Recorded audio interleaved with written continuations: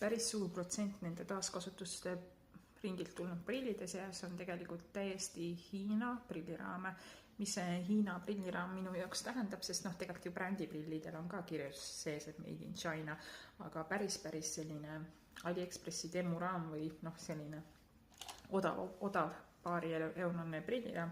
Tegelikult meie toidupoodides ka müüakse selliseid, need on kergem, see plastik on habras, see plastikus ei ole kasutatud neid õigeid koostisosasid, mis teeb selle nagu kvaliteetseks, tugevaks, et tegelikult seda juba katsudes ma tegelikult saan aru, kas ta on brändiprill või on väga soodne prill.